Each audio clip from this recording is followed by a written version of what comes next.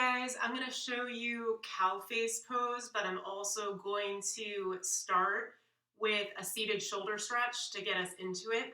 I'm going to use another prop. I talked about props in previous videos. You can always use household items to substitute, so I'll show you that too. So let's get started. Actually, before I demonstrate any poses, let me explain the strap a little bit, or let me show to you. I don't actually own a legit strap. This is literally a strap to store a yoga mat in, but it's just, you can see, it's just like a little piece of fabric, right? You can hold it nice and taut. If you don't have one of those, don't feel the need to buy one. I literally just took a shirt, and if you just really, kind of roll it up, it'll get the job done. So we'll use the strap in a minute. Okay, to start, all right, it's called cow face pose largely because of what you're doing with your legs. I'm actually going to face you for this one. So, all right, you can start with your legs crossed, like crisscross applesauce like you do in kindergarten. But cow face pose is actually a little bit more than that. All right, so actually you want to get into cow face pose, I'm going to switch out my legs so my right leg is on top. You actually stack your knees on top of one another. So for some people, this is a little much in the hips. You can totally do traditional crisscross applesauce here. As long as you're feeling some hip sensation, we're actually targeting both the hips and the shoulders and a little bit of triceps all in one for this demonstration.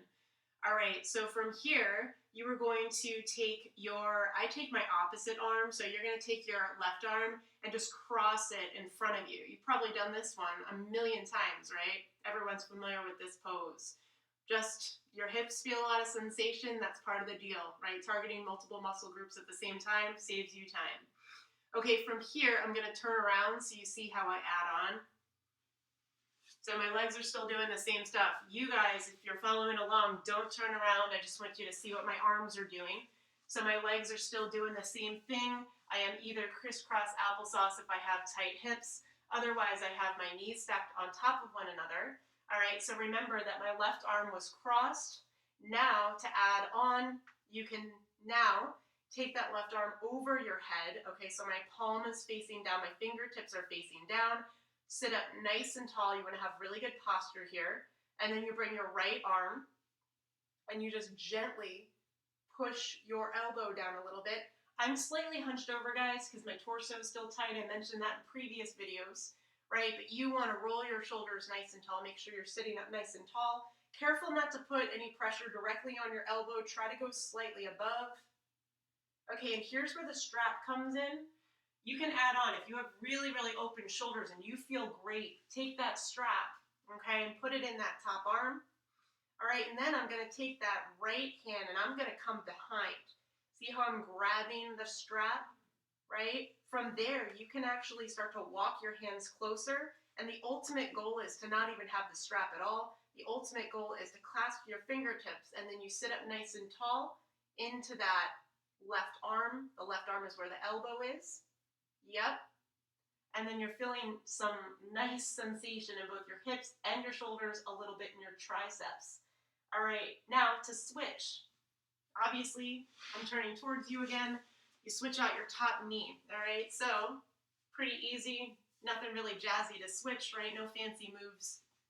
Okay, so one thing I didn't mention is that whatever knee is on top, the opposite arm is leading, if that makes sense. Okay, so for the second side, my left knee is on top, and I'm now working with my right arm first. Hope that makes sense. So now I do that seated shoulder stretch, okay? Left knee on top, right arm comes out, right arm comes across the chest. Again, don't come directly on the elbow, try to come on the tricep. And then from there, you can bring that right arm up. I'll turn around again so you can see. So right arm is up, same stuff, okay? I always recommend that you start this even if you're really, really open and flexible and you can do that bind. I'm a little less open on this side, guys. My right side is my weak one right now. And then again, if you want to add on, you can again start with the strap. If you're not really that flexible or if you haven't really done much yoga, this may be a little advanced, a little tough for you. Some people are super flexible though, so I want to give you those options. All right, so again, my right elbows up in the air, left arm comes behind, grabs the strap. And then if you're working on grabbing those hands together, you can just walk yourself up in the strap. Ultimate expression is no strap and hands are clasping. Sit up nice and tall, breathe.